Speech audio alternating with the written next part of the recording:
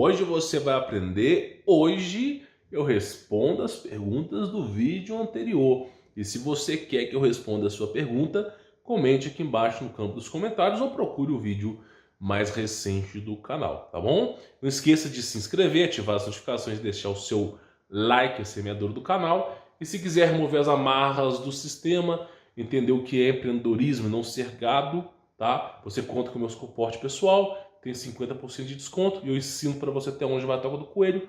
Tem um link aí na descrição, tá bom? Bom, hoje eu vou responder algumas perguntas, não vou me limitar a só uma, porque algumas são perguntas simples, outras são perguntas complexas. Por exemplo, teve um cara que perguntou aqui o seguinte, ó. Ele falou o seguinte: um seguidor de Cristo, um tal de Nescausitos, né? Acho que é o nome de alguma outra coisa, não é o nome dele não, tá? A não ser que o nome dele seja esse, né? Eu peço perdão. Ele falou o seguinte: um seguidor de Cristo pode seguir carreira dentro do exército? Não, vamos colocar, vamos aprofundar isso aqui, vamos fazer um reboliço. Alguém que acredita em Jesus Cristo pode ser cão do exército? Pode ser cão do governo? Pode ser cão da medicina? Cara, é óbvio que pode. Nós somos escravos cativos há muito tempo. Não importa a sua profissão. Não interessa. Por exemplo, existem policiais bons e policiais maus. Existem policiais que são capazes de negar e ser despedido para não fazer o mal, como tem policiais que vão abraçar a causa do mal. Pessoas boas e ruins estão em todas as camadas da atmosfera, em todas as cúpulas que existem nesse mundo. Médico, enfermeiro, exército, tudo que você possa imaginar. Então você pode seguir a carreira no exército e ser temente em Cristo, não tem problema nenhum. Pode ser policial, pode ser médico, não tem problema nenhum, tá? Pode ser enfermeiro. O que não é a profissão que faz com que você seja condenado, mas são os seus atos. Por exemplo, se você trabalhar no exército brasileiro e você tiver a fazer um serviço para a comunidade, faça da melhor forma possível. Agora, se o exército pedir para você fazer algo que você não concorde, não seja cão do governo. É o que eu digo para você. Tem coisas que valem mais que a própria vida, principalmente a nossa liberdade. Então o que acontece? Não tem problema nenhum. Tem profissionais bons e ruins em todas as camadas atmosféricas, em todas as cúpulas da sociedade. Então você pode trabalhar com o que você quiser, desde que você não venda os seus valores. Nunca esqueça disso. Você pode trabalhar em qualquer canto que você quiser. Até como porteiro de sobe e desce. Se você estiver passando na cidade, você pode até trabalhar como porteiro de sobe e desce. Mas não venda os seus valores. Tá bom? Isso que é importante falar para você. Outra pergunta aqui, o cara falou o seguinte, ó. O Maicon dos Santos, ele pergunta o seguinte: por que os espíritos malignos estão soltos? Uma boa pergunta. Por que Deus não aprisionou os maus espíritos, sendo Deus onipotente, tendo poder absoluto de tudo? Basta estalar os dedos para que todo mal possa ir embora. Por que Deus não aprisionou os maus espíritos? Deixa eu te fazer uma pergunta. Como é que você ensina o seu filho a pescar se você simplesmente entregar o peixe para ele? Imagina só, se você é um pai, aí teu filho, você convida o seu filho para pescar. Filho, ó, criei a dimensão da terra ali e tal, tem livre-arbítrio, tem escolhas ruins e boas, se você se embocar no rio você pode se dar mal. Criei aquilo ali. Vamos lá pescar? Vamos lá viver essa realidade? Aí você chamou o seu filho para pescar. Aí quando o seu filho for pescar, existe peixes, existe cobra, existe uma porrada de coisa de empecilho ali. Você tem que ensinar ele sobre a vida para que ele se fortaleça. Ele tem que aprender a se virar sozinho. Aí você chega no seu filho e entrega o peixe. Entrega o peixe. Toma peixe, toma peixe. E aí o que acontece? Você ensinou seu filho a pescar? Não. Por que os demônios estão soltos? Porque Deus quer que eles estejam soltos para nos treinar, para nos capacitar ao mundo espiritual. A terra é a ponta de uma agulha em meio a esse oceano absurdo de realidade que desconhecemos. Então nós não sabemos o que tem do outro lado. Pode ser que a realidade seja muito pior que essa. Só que Deus sempre está nos capacitando. Agora, se Deus remover as trevas da terra, nós não vamos nem conhecer o mal. Nem vamos saber o que é o mal. E sem conhecer o mal, sem a gente ter essa experiência para a gente poder decidir o que é certo e o que é errado, entender a situação, como é que nós vamos batalhar contra esses seres se eles são desconhecidos para nós? Então o fato dos maus espíritos estarem soltos, como o Lúcifer também, todos os outros estão vigentes aí, é para que a gente se capacite, através da tutela de Deus, também Deus não nos abandona, Ele nos resguarda, mas tudo isso é para nos capacitar, a fim de que a gente nos torne verdadeiros soldados de Cristo, a que a gente entenda a situação e realmente a gente saiba recorrer a Deus nos momentos certos. Então é por isso que as trevas estão soltas. Por que todas essas trevas estão vigentes hoje, o mundo das trevas, é para nos capacitar. Não pense que é fraqueza de Deus. Se Deus quiser, porque olha só, até mesmo se o diabo quiser me matar, até mesmo, quero dar cabo no Humberto Volz, eu odeio aquele cara, ele vai ter que pedir permissão para Deus lá em cima. Se Deus falar, hoje é o dia que o Humberto Volz vai embora, acabou, meu irmão, eu não posso fazer nada. Eu sou um ser humano que não tem poder nenhum. E eu simplesmente aceito a vontade de Deus e pronto, acabou. Agora, se Deus falar assim, não é hoje que ele vai ficar até que eu decrete, cara, pode mandar o que ele quiser. Nem que apareça um anjo e me teletransporte para outro lugar para eu não morrer. Deus faz o impossível. Então você tem que entender que quem manda é Deus. Acima do diabo, quem manda é Deus. Sempre foi, sempre será. O diabo pede licença para Deus. Sempre foi assim, sempre será assim. Então você tem que entender o seguinte. Nesse mundo que nós vivemos, as trevas, ainda que façam mal, precisam do legalismo. O mundo espiritual é legalismo. Todo esse mundo que você vive espiritualmente é legalismo. Tem gente que contrai câncer, tem gente que não contrai câncer, é legalismo. Tem gente que tem problemas de esquizofrenia, tem gente que não tem, legalismo. Tem gente que consegue, por exemplo, a vida é um fracasso, a vida é um sucesso, legalismo. Tudo nesse mundo é legalismo. É a permissão ou não permissão de Deus para que tais fatos aconteçam na sua vida. Então, a partir desse momento, você tem que entender que tudo é redigido por Deus. Não interessa, igual eu, por exemplo, eu tenho uma casa, tenho uma fazenda. Se de repente amanhã não tiver mais nada, é Deus. Sabe? Eu já não apego os bens materiais, é Deus. Ele que manda. Sabe? Eu tô passando aqui de passagem nesse planeta. Então o que nós temos que tentar entender aqui? Todo esse mundo espiritual das trevas, que muitas vezes no noticiário parece que as trevas estão ganhando, no YouTube sempre tem alguém falando que o mundo vai acabar, o mundo vai acabar. Então toda vez que você olha para isso, você pensa, as trevas vão vencer o bem. O mal vai vencer. Só que você tem que entender que as trevas só acontecem porque Deus permite, por legalismo e legalidade. E aí você consegue entender mais como funcionam as coisas. Então eu vivo, é como o apóstolo Paulo dizia, viver é Cristo, morrer é lucro. Se eu sair desse inferno chamado terra, é um lucro para mim. Mas viver, a minha vida tem que ser baseada em Cristo. As minhas escolhas não podem ser escolhas egoístas. Se eu viver o caminho de Cristo, a tutela de Cristo, eu não só não vou ser incumbido pelo mal, mas qualquer coisa que for acontecer comigo foi porque Deus permitiu. Rebecca Brown, ela fala muito sobre isso, legalismo. Muitas vezes nós damos permissão para o diabo sem a gente perceber. Muitas vezes o fato da gente falar palavrão, nós estamos dando legalidade para o diabo ferrar a nossa vida. Então tudo nesse mundo é legalismo. E a gente tem que aprender. Nós temos que aprender a lidar com isso. Por exemplo, palavrão chama demônio. Simples assim. Chama. Isso aqui, eu já falei, não vai te condenar ao inferno, mas chama demônio. Então tudo isso traz as trevas para perto de você. Trazendo as trevas para perto de você, o adversário vai começar a fazer maracutaia. Para você sofrer acidente, cair de moto, cair de carro, sua esposa do nada querer terminar com você, seu marido querer terminar com você. Vai fazer, porque você está dando legalismo. Então Deus está nos capacitando todo momento. Se tem um problema na sua vida, tem solução. Todo problema tem solução. Nem que a morte seja solução, mas tem solução. Então simplesmente Deus está nos capacitando ali.